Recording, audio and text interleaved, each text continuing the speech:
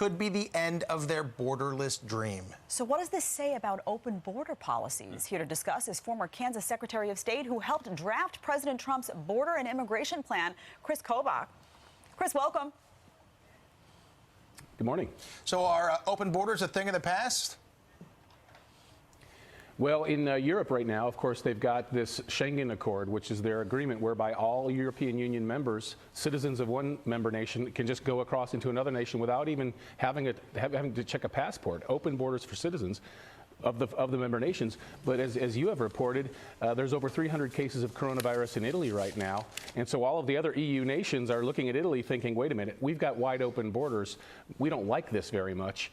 And so there is talk in the EU of they have the option of suspending their open borders under the Schengen Accord temporarily. And I think you're going to see other nations do it. I mean, it's a problem. In times of pandemic, there's one thing every nation has to have: control of the flow of people into the country. If you can't control who's coming into your country, then you're exposed.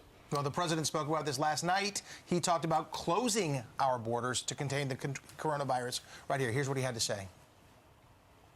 There have been no deaths in the United States at all. A lot of that's attributable to the fact that we closed the border very early.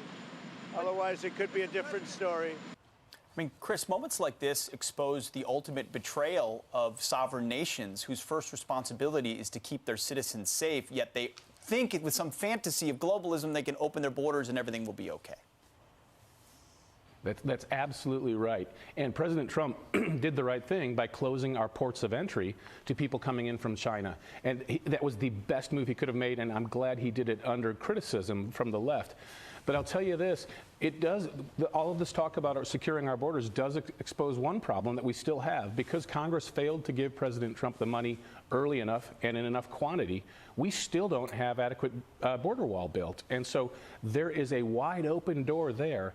And get this, Pete, just last year there was an 85% increase, an 85% jump in the number of Chinese nationals sneaking in the country illegally over the southern border. It's estimated upwards of 12,000 a year maybe coming in illegally. So while we've closed and controlled the doorways at our ports of entry, we've got this wide open doorway on our southern border, which leaves us exposed to pandemics like this. So as someone who's been fighting for border control for a long time, I say, hey, don't forget, we still have that wide open back door.